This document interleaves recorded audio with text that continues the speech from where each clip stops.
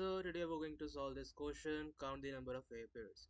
So it is marked as medium. I will tell you why it is marked as medium, although the question is pretty straightforward. And even the pseudo is already written over here. So what does it say is, there is an array right over here, and there is lower bound and there is upper bound. So we want the pair of numbers such that the sum of these pair is within this range, which means that in this range this is inclusive, which means that even you can, let's say, there is a pair 0 comma 3 which is the index, so 0 and 4, if we try to sum up this, it is more or equal to than this lower bound, and it is under this bound in this situation. So this tells us to just find out the number of pairs. So in this case, this is total 6, and there must be one thing, I and j. So you must be thinking that why is this false. So basically, although we know that I and j pointer are always going to be inbound of this array, but this also want to show us that I and j must not be equal, so which means that you are not allowed to find the pairs, overlapping pair, let's say 0 comma 0 and all those things 7. If it's a 7 index is 2, so they just want us not to give us a pair of 2 comma 2. That doesn't make sense. And also, if it is a case in which I is this and j is this, so they also don't want to cover up this case. So that was the intuition behind this constraint. So it's pretty much straightforward, it's pretty easy. So you must be thinking, okay, let's try to code it up. So we just need a simple counter pointer, and what we can do, we can do a brute force, and it's gonna be of O of n square, right? So in this, we just gonna do a two loops for I in range, and it's gonna be like this, length of nums. And why are we repeating this thing again again, even if we can even simply put it in a variable and just use it. Yeah. And then of course then we have another loop, and it's going to be in range of let's say I plus 1, since we don't want to overlap, which means this thing also means that I plus 1 is, I is always going to be less than j, and that's a portion 1 from us. So in the end, what I'm going to do, I'm simply going to put the equation which is already given in the question, the pseudocode, and write it over here. And what I'm going to do is I'm simply going to increment the number of counts since it satisfies the condition, and we're going to return it. So you must be thinking the question is solved. I mean, yes, it is solved, but even if you try to submit it, it's gonna pretty much mess up in the last case, since it is not efficient enough, and Leetcode want us to do an efficient solution for this. So as you can see, it's exceed at the case 47, since it's a pretty huge array and it's literally a mess. So what can we do? I mean, the solution is pretty much easy, but there is a logic behind this. So just remove this. Guys, I'm gonna tell you the most optimistic way to solve this question, since Leetcode want us the efficient, not the brute force. So as you can see, there is a test case 1, which is this. I can simply just copy and paste it and just tell you, explain how can we do this magic happen. So just paste it right over here, and let me just zoom it for you guys.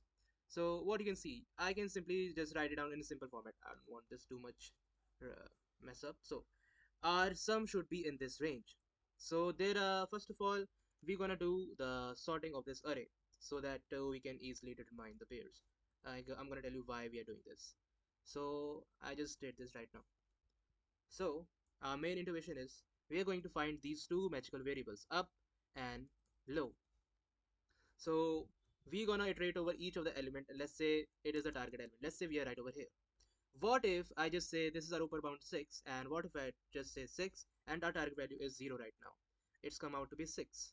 And in the same way, we got a lower bound which is 3 right now, and we try to subtract it with 0, we got 3. We got 3 these magical numbers. So how can we use this quotient to get to the answer? So what we're going to do is, once we are at the target, this is our targeted array for binary search. I'm just gonna make it simplified more enough. So we're gonna do a binary search, although we can do a linear search, but it won't be efficient since it's gonna be efficient as compared to log O of n. So basically this, once we get to this point, now we're gonna do a binary search, and we're gonna find the value which is less than or equal to up. So once we try to find it, the r's come out to be right over here. So r is right over here, and if we try to put all this thing and we try to make a pair with this and this and this and this, then it's gonna be in the range. Wait a minute, no sir, you're actually wrong.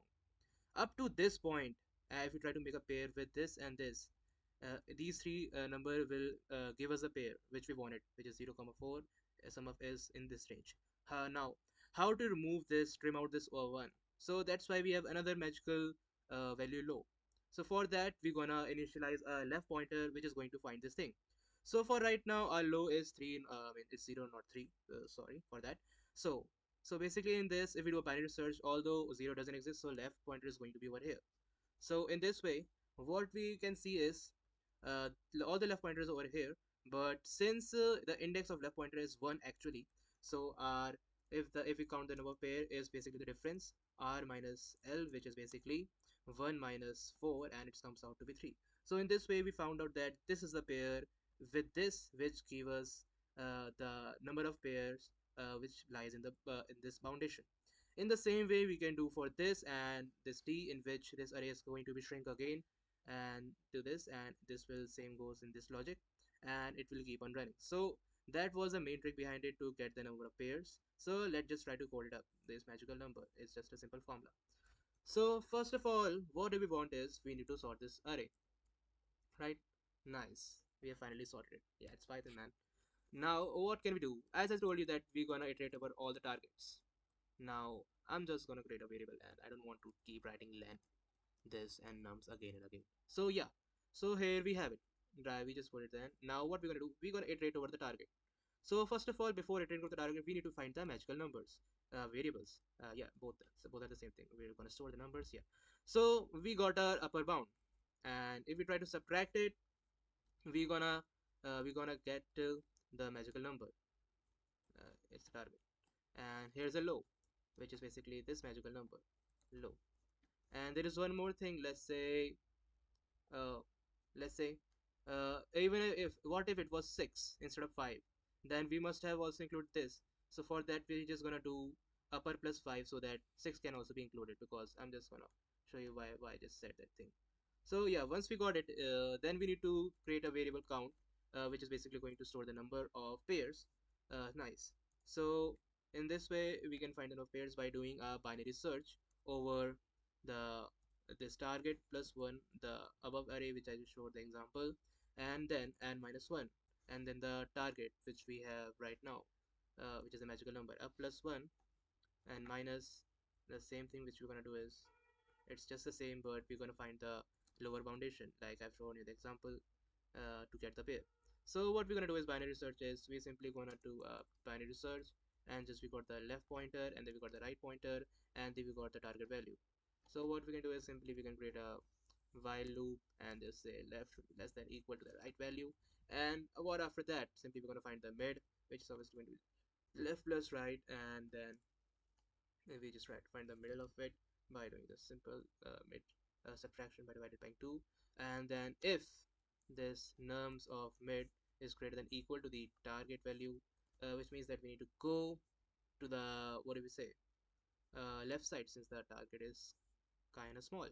So right is going to be mid minus 1, else the target might possible that it is just above, I mean on the right side. And that's how, and in the end we're going to turn the r. Since the intuition behind written r is, let's say we have this array 1 comma 2 comma 3 comma 4.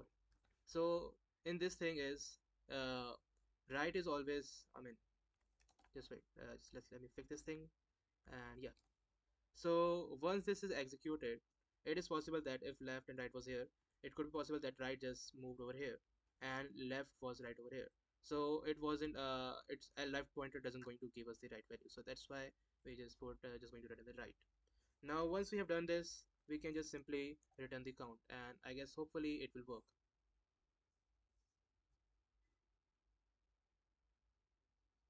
As you can see guys, after doing that simple trick, we are finally able to get